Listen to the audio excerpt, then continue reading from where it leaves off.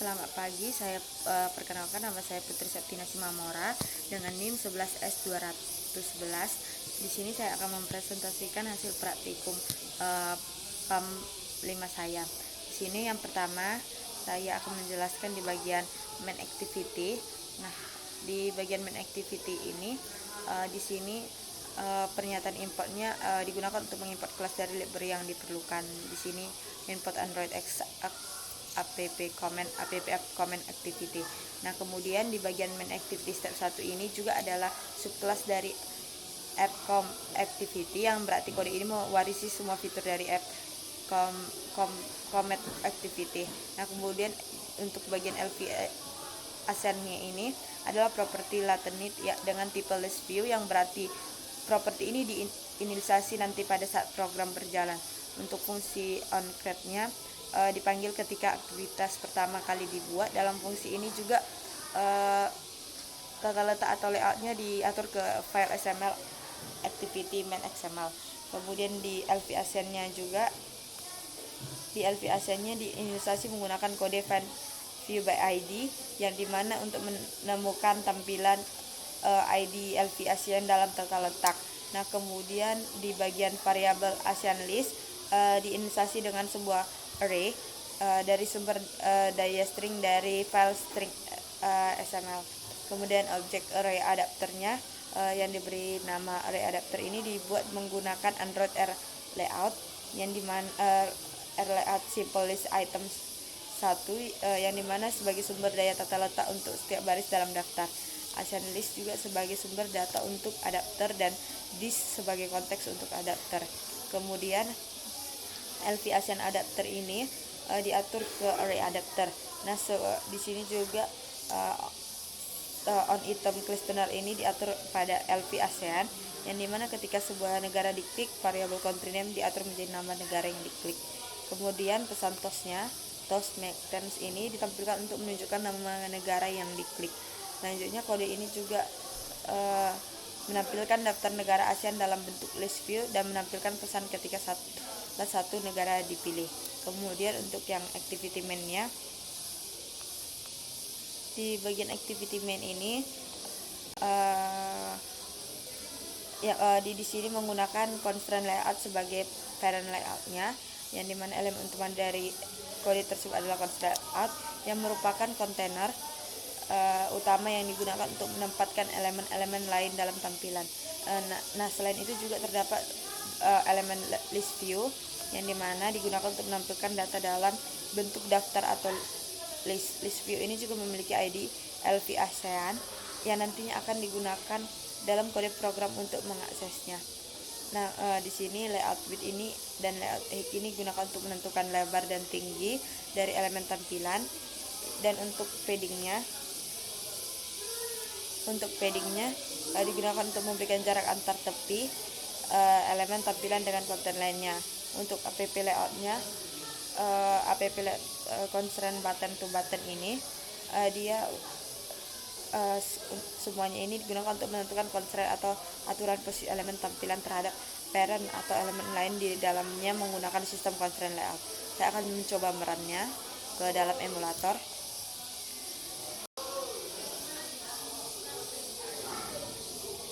Oke.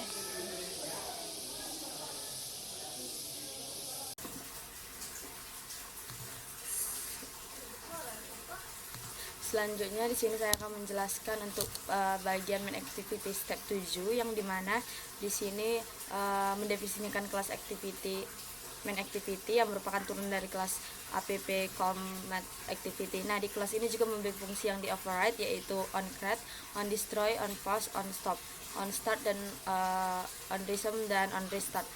Nah, di setiap fungsi ini juga dipanggil oleh sistem Android dalam siklus hidup sebuah activity.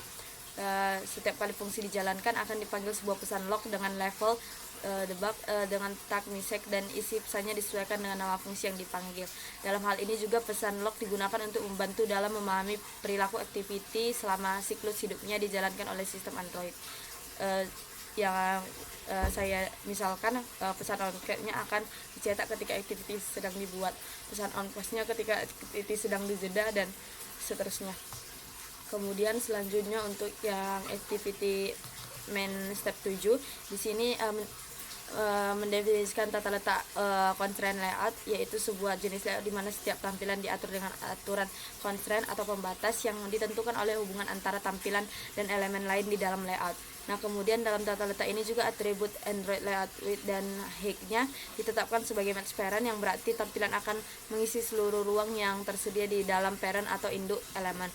Untuk atribut tools konteksnya digunakan untuk menunjukkan kelas activity yang terkait dengan tata letak ini.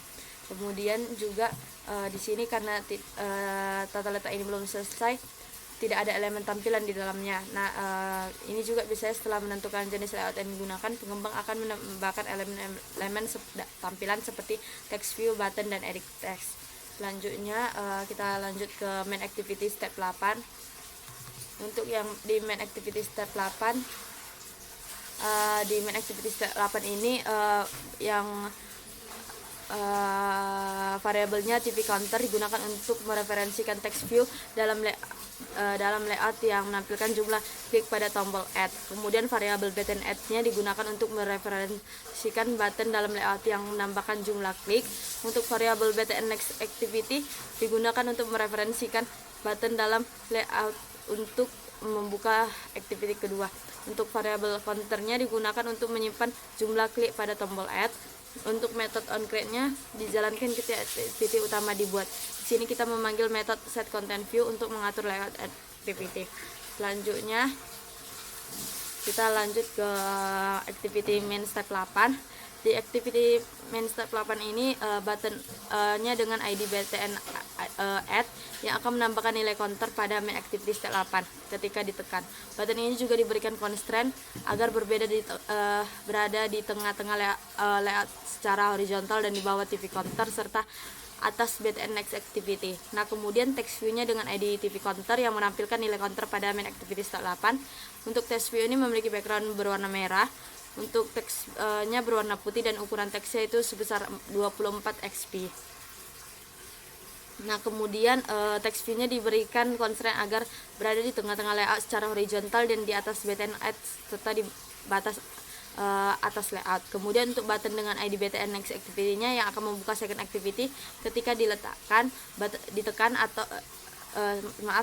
button ini juga diberikan constraint agar berada di tengah-tengah layout secara horizontal dan di bawah btn serta di atas bawah layout. Kemudian lanjut ke main activity step 9. Untuk yang di main activity step 9 ini di sini dia parent-nya itu constraint layout. Terus di dalam layout ini terdapat sebuah fragment container view dengan ID fragment container view. Fragment ini juga digunakan untuk menampilkan fragment example pada main activity step 8. Di fragment example akan di-load secara dinamis pada fragment container view, yang dimana melalui proses templating, parsing layout XML dan mengubahnya menjadi object view.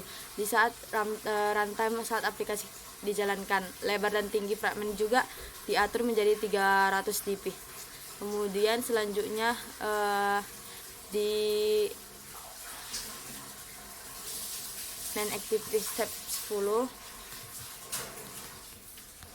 Untuk di main activity step 10 ini di sini method onCreate-nya di sini activity tersebut memiliki 3 variabel, yaitu btn start classic service button, btn start job intern service button, dan btn stop service. Nah, ketika salah satu tombol diklik, fungsi yang sesuai akan dipanggil untuk memulai atau menghentikan service. Kemudian pada method onCreate-nya, ketiga variabel tersebut diinisiasi dengan menggunakan find view by ID untuk mengambil elemen tampilan dari file layout XML yang telah didefinisikan sebelumnya. Kemudian ketika tombol start classic service ditekan, sebuah intent dibuat untuk memulai classic service example atau kelas untuk service klasik dengan menggunakan method start service. Ketika tombol start job intent service ditekan, sebuah intent dibuat untuk memulai job intent service example atau kelas untuk job intent service yang menggunakan method my background service. Nah, kemudian ketika stop service itu ditekan, intentnya juga menghentikan kelas service example dengan menggunakan method stop service. Kemudian untuk activity main step 10-nya, di sini dia elemen ini digunakan pada layout tersebut adalah 3 tombol, yaitu btn start classic service, btn start stop intent service, dan btn stop service. Ketiga tombol tersebut juga digunakan untuk menggunakan constraint layout untuk menentukan letaknya di layar dengan spesifikasi seperti ukuran, teks, tata letak, dan posisi elemen yang berhubungan dengan elemen lainnya. Kemudian selanjutnya di main activity step 11.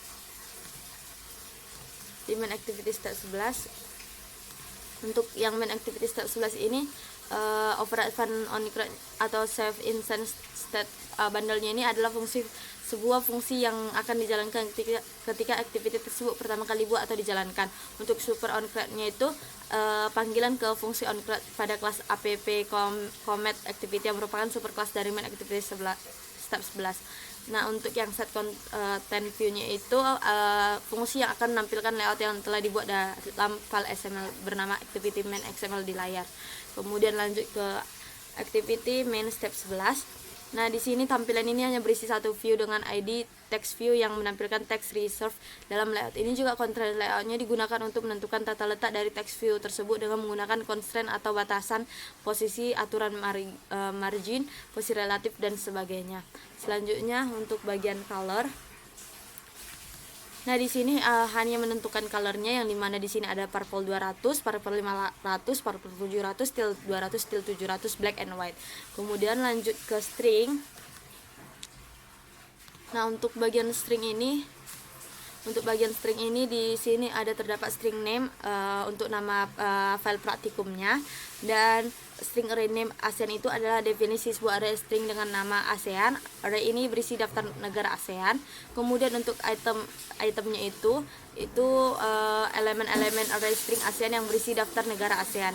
Selanjutnya untuk main activity step 12. Untuk main activity step 12 ini terdapat implementasi dari kelas broadcast resolver yang disimpan variabel BR serta beberapa override function yang terkait dengan beberapa pesan broadcast pada Android. Nah, saat activity ini buat onCreate sebuah intent filter untuk tindakan perubahan mode pesawat atau airplane mode ditambahkan ke filter. Kemudian untuk yang activity main-nya,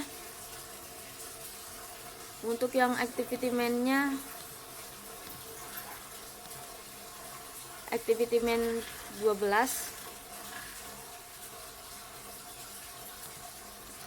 kita lanjut ke activity main activity step 13.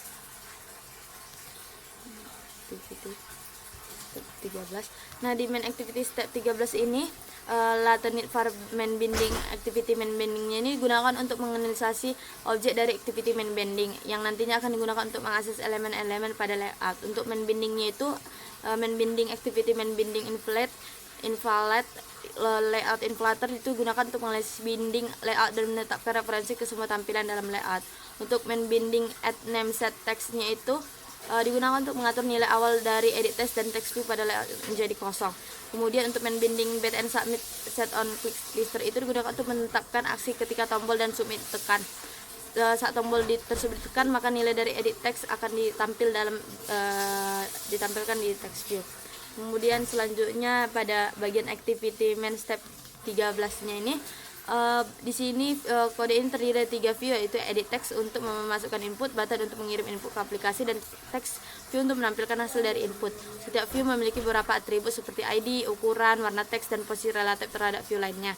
Kemudian layout file ini juga terletak di directory REST atau layout dalam proyek Android. Sekian dari hasil presentasi saya. Apabila ada kesalahan kata mohon dimaafkan. Terima kasih.